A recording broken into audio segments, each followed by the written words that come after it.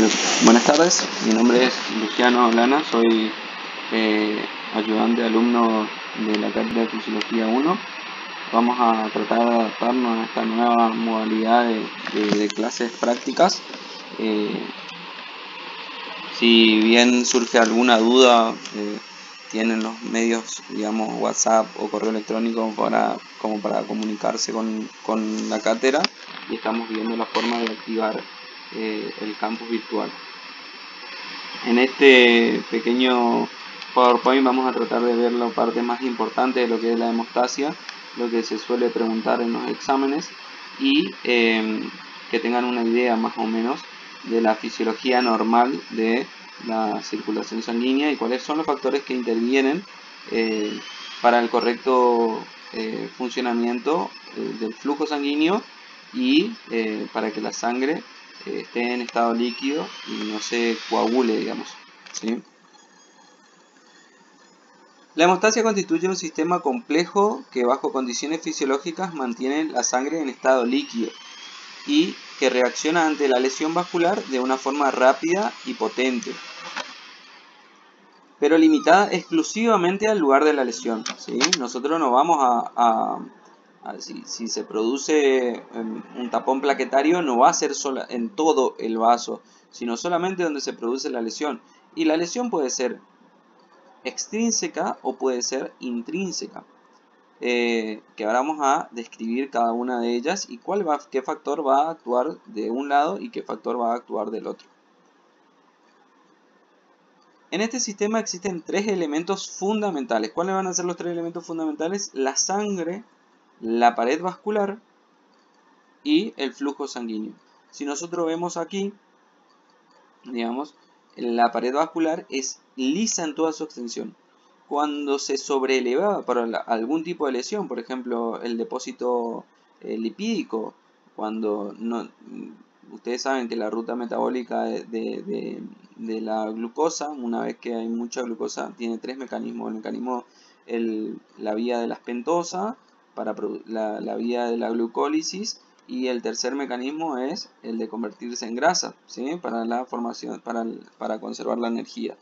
Cuando la tercera vía está sobresaturada, el depósito graso la grasa empieza a meterse entre la túnica, la adventicia y el tejido muscular de la arteria. Bueno, eso hace una pequeña sobreelevación y, por ejemplo, eso es un motivo para que el factor de Böhr-Willebrand, el factor 5 o el liberador de plaquetas empiecen a notar que hay algo raro en el vaso. Entonces empiezan a formarse pequeños cúmulos de fibrinógeno sobre el vaso sanguíneo. Que eso, a su vez, digamos, como no hay mucho tiempo, puede formar un tapón plaquetario y puede, digamos, cortar la circulación de este vaso, por ejemplo. Bien. De la interacción de estos tres resultan las fuerzas con actividades opuestas. La primera tiende a la formación del coágulo, mientras que la segunda evita o facilita. Hay dos tipos de mecanismos. Hay una fuerza que facilita la formación del coágulo y otro que destruye el fibrinógeno para que quede, digamos, subsanada esta lesión. La pared vascular es fundamental para la regulación de la hemostasia, ya que su cara interna o luminal está conformada por las células endoteliales. Estas son las células endoteliales, que participan en forma activa en el control de los activadores e inhibidores tanto de las reacciones procoagulantes como las anticoagulantes o antitrombóticas. La formación del coágulo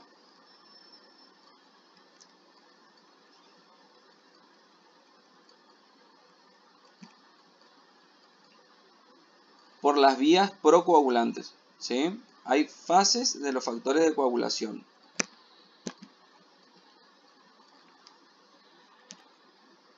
¿Cuáles van a ser las fases de la hemostasia? Bueno, va a tener 4 tipos de fases, que va a ser la fase vascular, la fase plaquetaria, la fase de los factores de coagulación y la fase del sistema fibrinolítico.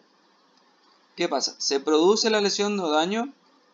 ¿Qué pasa con el vaso? Con la fase vascular puede hacer una respuesta miógena, el vaso se contrae, va a haber una respuesta neurohumoral, digamos, van a empezar los factores 5 y el factor plaquetario va a empezar a liberar lo que es el factor de Bode-Willebrand para el tapón plaquetario por medio de las plaquetas y la respuesta humoral.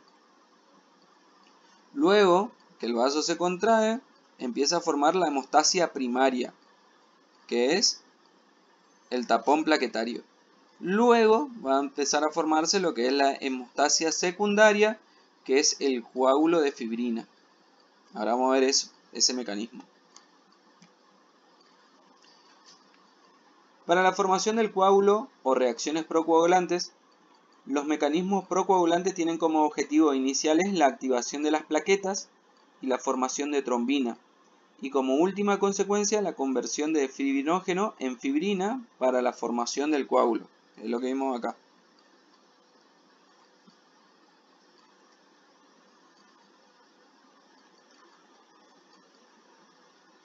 En la fase vascular, los aportes del endotelio al subendotelio va a ser por medio de colágeno, membrana basal, microfibrillas, mucopolisacáridos, elastina y fibronectinas. El aporte del endotelio a la sangre va a ser por la prostaciclina, el factor tisular, factor 3, el factor de Bode-Willebrand, el factor 5, antitrombina, la trombomodulina y el activador tisular del plasminógeno, como también el óxido nítrico y la endotolina. Lo que van a hacer el óxido nítrico es vasodilatación para que ahora vean cómo el factor, las plaquetas van a actuar como pseudópodos, se llama, van a tener patitas y se van a ir, digamos, arrastrando a través de la lesión vascular. La fase plaquetaria va a constar de 4 partes, que va a ser la adhesión plaquetaria, la agregación plaquetaria, la liberación y la retracción del coágulo. La fase de los factores de coagulación van a ser la formación de la tromboplastina, formación de trombina, formación de fibrina y lisis del coágulo de fibrina. Como vemos acá, la formación del coágulo o reacciones procoagulantes van a tener por medio de factores de coagulación 2 cascadas o 2 vías. Van a tener una vía de activación por vía intrínseca y la vía del factor tisular de vía extrínseca. Esto aparenta de que van a ser 2 vías separadas una de otra, pero no, son 2 vías que interactúan entre sí. Como por ejemplo, en la hemostasia primaria, su objetivo principal es la formación de un tapón hemostático inicial que está constituido principalmente por plaquetas activadas. Al existir la lesión vascular suele producirse constricción del vaso como respuesta inicial, es lo que dijimos hoy. La interacción plaqueta-endotelio es fundamental en esta fase de la hemostasia. La cifra normal de plaqueta oscila entre 150.000 y 500.000 más o menos gramos por decilitro. Esta cifra corresponde a las plaquetas circulantes, que son 2/3 de los totales, ya que el restante, el tercio, digamos, distante, está en el vaso. La supervivencia plaquetaria tiene un rango de 9 a 12 días y su destrucción se lleva a cabo principalmente en el vaso. La estructura plaquetaria, ¿cómo va a estar compuesta las plaquetas? Los fosfolípidos con carga negativa presentes en su membrana participan activamente en la actividad procoagulante, por lo que en la plaqueta en reposo se encuentra casi exclusivamente en la cara interna de la membrana, lo que impide su contacto con los factores plasmáticos de la coagulación. Al activarse estos fosfolípidos aniónicos, son expuestos en la superficie plaquetaria. Los gránulos alfa son los más numerosos y contienen más de 20 proteínas, algunas de las cuales son transportadas desde el plasma, como por ejemplo el fibrinógeno, la fibronectina, la inmunoglobulinas, la albúmina, etc. Y entre otras que son sintetizadas por los megacariocitos. El factor de Bode-Willebrand y el factor 5 y la trombospondina son las que están más, digamos, la mayor parte están más activas en la hemostasia. El factor 4 plaquetario y la beta-tromboglobulina son proteínas específicas de las plaquetas. Los gránulos densos contienen calcio, ADP, ATP y serotonina.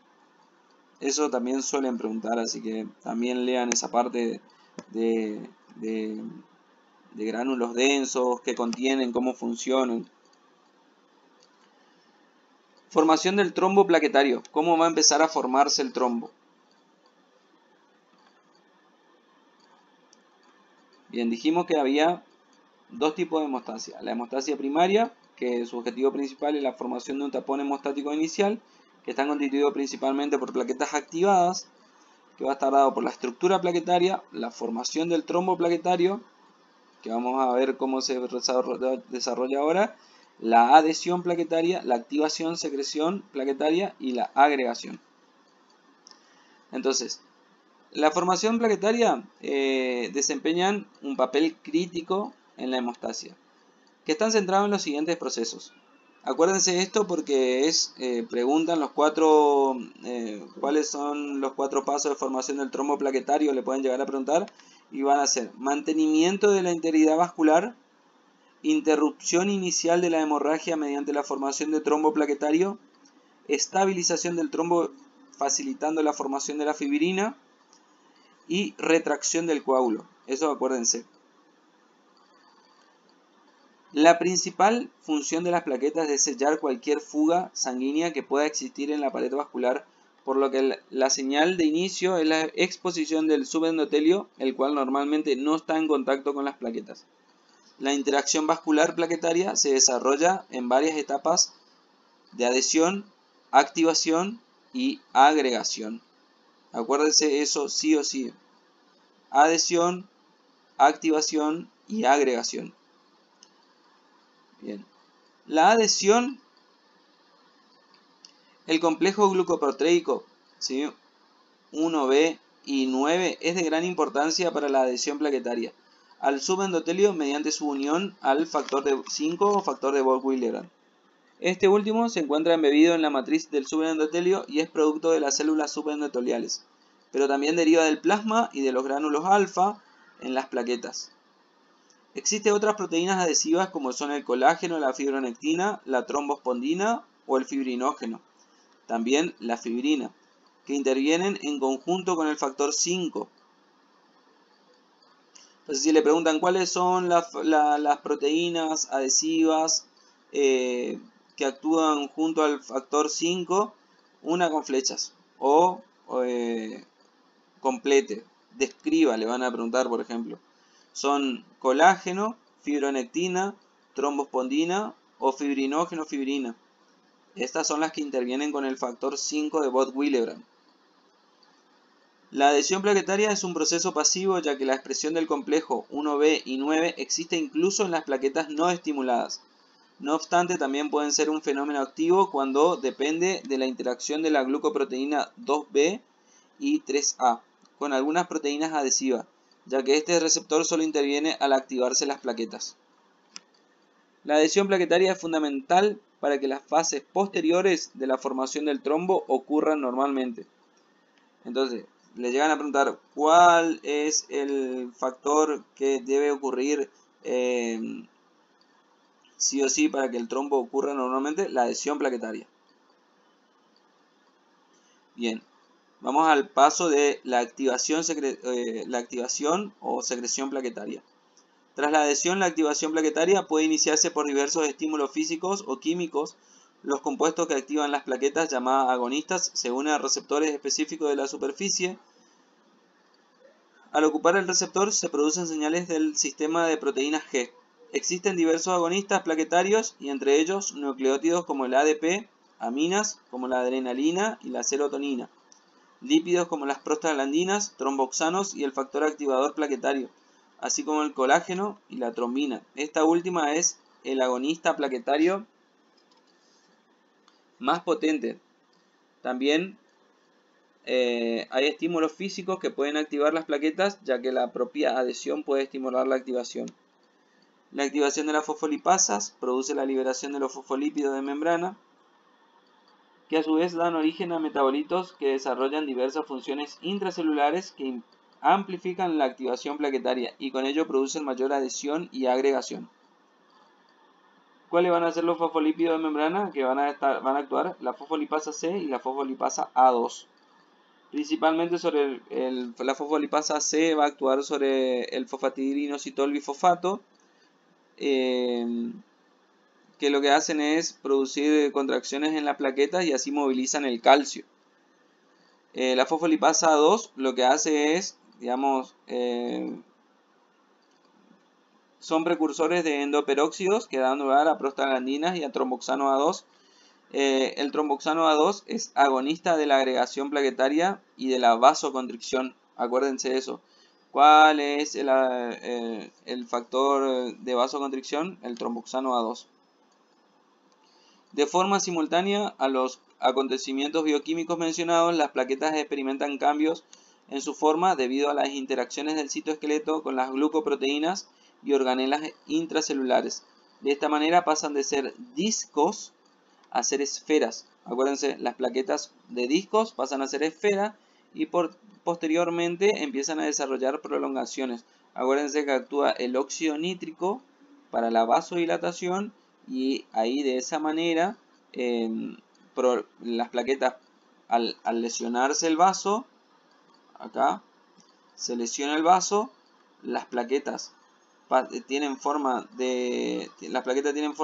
circulares, empiezan a formar formas de redondas, óvalas, después empiezan a alargarse y después tienen patitas.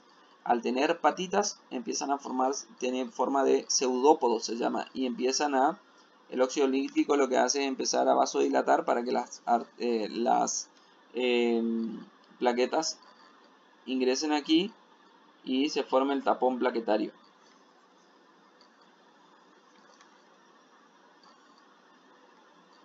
Bien.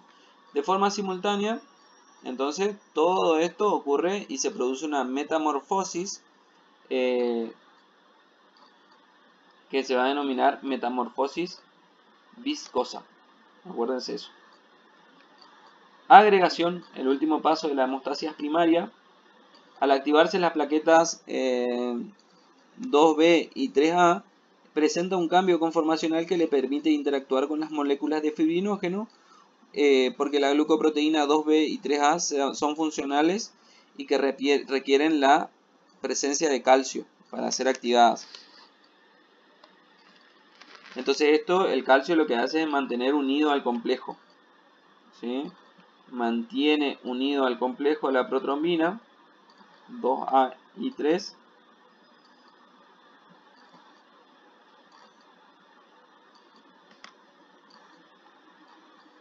En condiciones de alto flujo, fricción por ejemplo, tanto la adhesión como la agregación plaquetaria dependen de la interacción de la glucoproteína 2B y 3A con el factor 5, mientras que el fibrinógeno no interviene significativamente. La actividad procoagulante plaquetaria tiene como objetivo la reorientación de los fosfolípidos de la membrana. Al activarse las plaquetas, los fosfolípidos con carga negativa, la fosfatidilcerina por ejemplo, se traslada a la capa externa y actúa como superficie sobre la que se lleva a cabo diversas reacciones procoagulantes de la fase plasmática de la hemostasia. Sitios de acoplamiento de factores de coagulación. Los factores 8A y 5A se depositan sobre la superficie de las plaquetas activadas y actúan como receptores para los factores 9A y 10A, respectivamente. Esto aumenta la producción del factor 10A y de trombina al incrementar la velocidad de la reacción y al protegerlos de sus inhibidores. La formación de macropartículas plaquetarias, la liberación de proteínas de la coagulación desde los gránulos alfa. Las plaquetas participan también en la retracción del coágulo, que es importante tanto para consolidarlo como quizá para favorecer la reaparición vascular. Este mecanismo retráctil también interviene la glucoproteína 2B y 3A. Ahora vamos a hablar un poco de la hemostasia secundaria. La finalidad de esta fase de la hemostasia es generar la trombina suficiente como para que el fibrinógeno se transforme en la cantidad de fibrina necesaria para formar el trombo. Y van a actuar diferentes mecanismos. El sistema procoagulante, sistema de vía procoagulante, que ahora vamos a ver, simógenos, cofactores, fosfolípidos y calcio. El sistema procoagulante, por medio de simógenos, los factores de coagulación circulan normalmente en sus formas inactivas. Para que se activen es necesario en la mayoría de los casos un simógeno sea modificado proteolíticamente.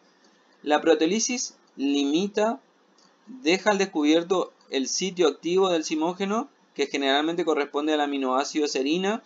El simógeno se convierte entonces en proteasa, por lo que dice que los factores activados son proteasas de serina.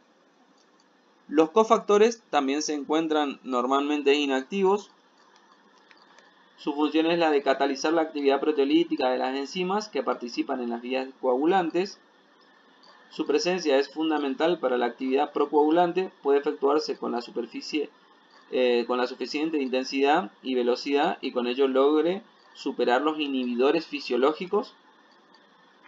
Los fosfolípidos aniónicos. Para que la activación de los simógenos sea eficiente, debe existir una superficie sobre la cual pueda depositarse e interactuar. Esta superficie está constituida generalmente por los fosfolípidos aniónicos de la membrana, de las cuales estas son células endoteliales estimuladas en las plaquetas activadas e incluso en la membrana de los leucocitos activados. El calcio. La mayor parte de las reacciones procoagulantes son dependientes de calcio. Esto acuérdense. Esto se demuestra con el empleo de anticoagulantes in vitro cuyo mecanismo es quelar el calcio, como por ejemplo el ETA. El fibrinógeno es el único factor que no pertenece a ninguno de los grupos previos, pero es fundamental en esta fase de coagulación, ya que es el precursor de la fibrina. Las vías procoagulantes. Los factores de vitamina K dependiente son especialmente importantes en la activación de la coagulación y su función procoagulante depende en buena parte de su capacidad de locación o fijación sobre las membranas celulares. En la molécula de estos factores existe una porción llamada G1A, compuesta por varios residuos de ácido glutámico que experimenta durante su síntesis hepática un proceso de gamma carboxilación dependiente de vitamina K. Esta porción G1A, al interactuar con iones de calcio, permite que los factores de la coagulación se sitúen sobre los fosfolípidos de carga negativa. Bien.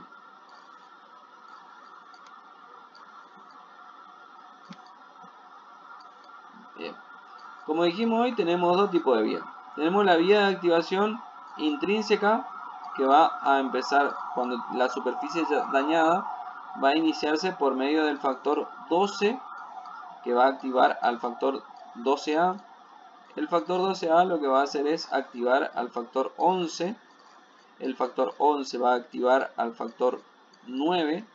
El factor 9 va a activar al factor 10. Y junto el factor 10 y el factor 7 van a activar al factor 5, ¿sí? Que van a activar a la protrombina para la formación de trombina. Luego que se forma la trombina, el factor 5 va a activar al fibrinógeno para la formación de fibrina.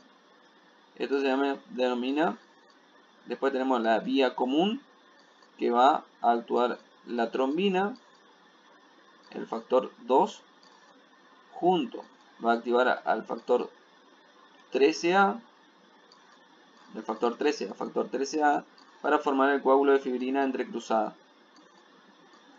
Sí o sí necesitamos proteína C activa, proteína S, proteína C más trombolina. Acuérdense que estos son los factores K dependientes. Factores vitamina K dependiente. Esto es muy preguntable. ¿Cuáles son los factores de vitamina K dependientes? Si falta vitamina K, falta factores de coagulación y el paciente se desangra. Entonces tenemos dos tipos de mecanismos. Mecanismo cuando vía de activación intrínseca o KPTT y vía de factor tisular o extrínseca.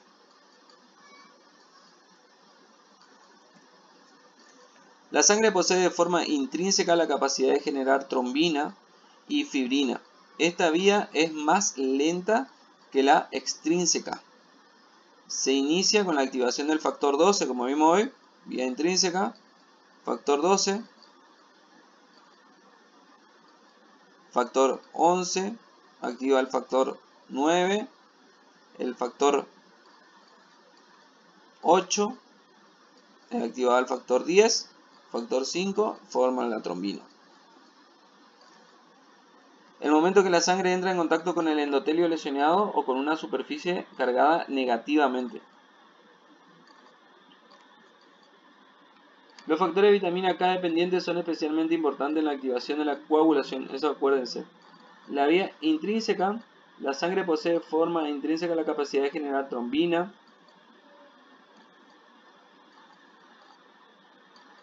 El factor 12 ejerce una acción proteolítica sobre el factor 11, activándolo en presencia de iones de calcio. Eso acuérdense, factor de iones de calcio. Y un cofactor llamado quininógeno de alto peso molecular, KPM, que facilita la unión de el complejo de la superficie, y a su vez el factor 12A activa entonces al factor 9 por calcio y por el CAMP. La función del factor 9A es activar al factor 10 al integrarse un complejo llamado 10-asa formando por los fosfolípidos aniónicos, el calcio y un cofactor, el factor 8A, que acelera significativamente la activación del factor 10. Y ahora tenemos lo que es la vía extrínseca, que es un poco más rápido que la vía intrínseca. Recibe este nombre porque requiere la presencia de sustancias tromboplásticas procedentes de las capas subendotheliales o de tejidos extravasculares, más rápida que la anterior, y se inicia con la activación del factor 7, acuérdense eso siempre, factor 7, al entrar en contacto con su cofactor, una proteína integral de membrana llamada factor tisular, que se expone por el tejido extraocular, pero también por células intravasculares estimuladas como las células endoteliales o leucocitos. El complejo factor 7A, factor tisular, escinde el factor 10, este que está acá, para convertirlo en 10A. Después tenemos la vía común, que es la que vimos aquí, la vía común. El factor 10A, acá, el factor 10A, tiene como función activar a la trombina, convierte al factor 2 protrombina en factor 2A, en trombina, el cual convierte el fibrinógeno en fibrina, insoluble, que por acción del factor 13 se convierte en fibrina insoluble. Amplificación de las reacciones procoagulantes.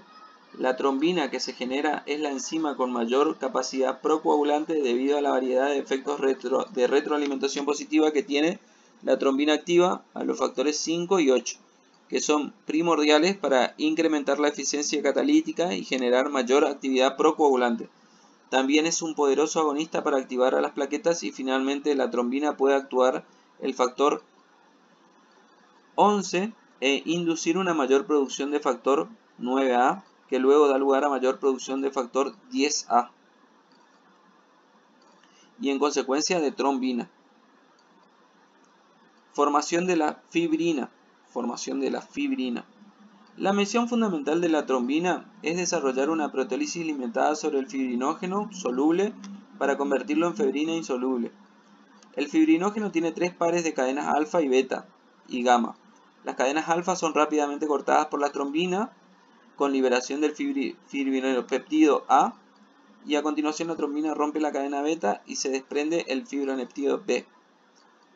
Al separarse los fibronepéptidos A y B, La molécula restante se denomina monómero de fibrina y tiene gran afinidad para unirse a otras moléculas semejantes y formar polímeros de fibrina. Los polímeros de fibrina forman una red que compromete que el componente esencial del coágulo. Entonces, la red de fibrina, coágulo, el coágulo de fibrina entrecruzado. Esto es para subsanar la lesión del vaso. El factor 8 se activa por la trombina y desarrolla la función estabilizadora sobre la fibrina al crear enlaces covalentes entre las cadenas de fibrina. La formación de la fibrina, además de ser fundamental en la formación del coágulo, limita la respuesta inflamatoria.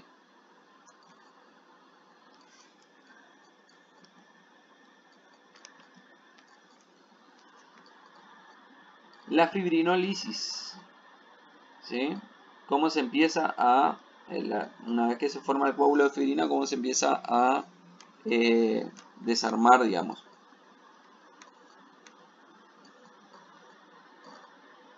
Plasminógeno. El hígado sintetiza plasminógeno, un zimógeno glucopéptido proteico de cadena única, y existen dos formas que difiere el extremo amino terminal, el glu-plasminógeno y el lis-plasminógeno. El lis-plasminógeno es más activo y tiene mayor afinidad por la fibrina que el glucoplasminógeno. Diversos activadores pueden convertir el plasminógeno en plasmina mediante la incisión de la unión arginina-valina, que son aminoácidos, lo que le confiere actividad proteolítica al sitio activo del plasminógeno. Los activadores de plasminógeno van a ser por vía extrínseca. Esta vía es la más importante. En condiciones fisiológicas, las principales activadores del plasminógeno son la TPA y la uroquinasa. El TPA es producido principalmente por las células endoteliales, tiene una gran afinidad por la fibrina y esta unión se ve incrementada en presencia de plasminógeno. La uroquinasa se encuentra en varios tejidos, incluido el endotelio. El zimógeno se llama prouroquinasa y se convierte en forma activa a bicatenaria por efecto de la plasmina. El incremento de la activación del TPA y prouroquinasa al contacto de la fibrina asegura que la mayor actividad fibrinolítica se lleva a cabo precisamente sobre el coágulo. La vía intrínseca. El sistema de contacto puede activar directamente al plasminógeno. En este sistema el activador más importante es la calicreína. Acuérdense eso. Factor más importante de la vía intrínseca, la calicreína. Ahora la plasmina. Al convertirse el plasminógeno en plasmina, adquiere una gran capacidad proteolítica que le permite hidrolizar uniones arginina-lisina de la fibrina. Los inhibidores de la fibronilisis. Los más importantes son los inhibidores del activador tisolar, el fibrinógeno PAI-1 y alfa-2 antiplasmina. Acuérdense eso. ¿Cómo se denominan los inhibidores de la fibrinólisis? Fibrinólisis. Acuérdense, los más importantes son el inhibidor del activador tisolar de fibrinógeno, el PAI-1 y alfa-2 antiplasmina. Acuérdense eso porque sí van a preguntar.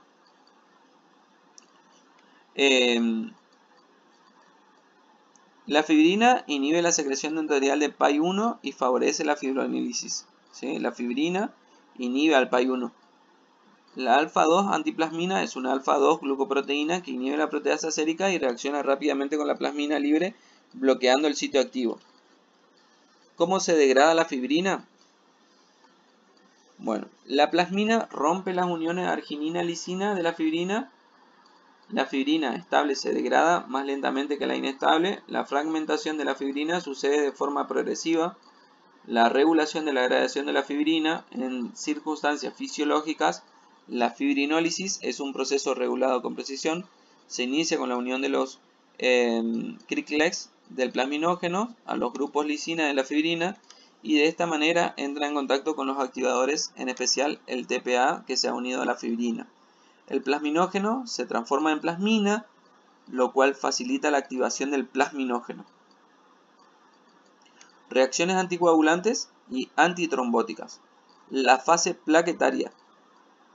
Las condiciones basales del endotelio es extrínsecamente antitrombótico, ya que las plaquetas no estimuladas no se adhieren a él. Además, las células endoteliales sintetizan varios compuestos que son antiadhesivos y anticoagulantes plaquetarios, y que inducen a la vasodilatación. Acuérdense eso.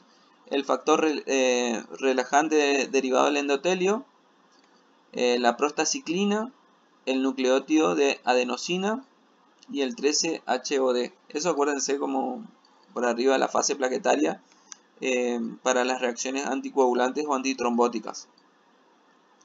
La fase plasmática van a estar dadas por la antitrombina 3, que es una alfa-2-glucoproteína que inactiva varias proteasas de serina como la trombina y otros factores. El sistema de trombomodulina y la proteína C y S, acuérdense que la proteína C y S son factores K dependientes importantes para la formación de la coagulación. La trombomodulina es una proteína integral de membrana de las células. La proteína C es un simógeno cuya síntesis hepática depende de la vitamina K. Entonces, si hay problema hepático, bueno, vamos a tener, como por ejemplo, los pacientes que son alcohólicos, que cuando se lesionan un vaso, tardan más y tienen mucha hemorragia. Los vasos tardan más en subsanarse, porque no hay factores K dependientes de coagulación. En presencia de calcio es activada mediante la proteólisis de la trombina, la proteína C activada, PCA inactiva los factores 5 y factor 8A. La proteína S se sintetiza en el endotelio, en los megacariocitos y en el hígado y actúa como factor del PCA y facilita su unión a la membrana fosfolipídica. El inhibidor de la vía del factor tisular es un péptido que se encuentra unido al endotelio en el plasma y en las plaquetas, inactiva el complejo factor tisular 7A y el factor 10A. Bien. Como ejercicio de repaso, ¿sí?, le dejé algunas preguntas como para que, digamos, ustedes sepan cómo contestarlas después.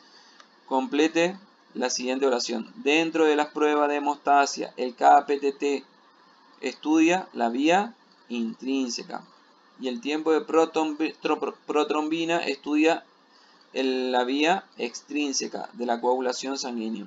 ¿Cuál es más rápido? La vía extrínseca. ¿Cuál es más lenta? La vía intrínseca. Respecto de los mecanismos de coagulación de la sangre, indique cuáles corresponden a un anticoagulante fisiológico. Acuérdense de la proteína C y S, factores K dependientes. Con respecto a la iniciación de la vía extrínseca de la coagulación, ¿cómo se produce? Por medio de la activación del factor 7, por medio del factor tisular. ¿Sí? La vía extrínseca, factor 7. Bueno, muchas gracias y espero que se haya entendido algo. Muchas gracias.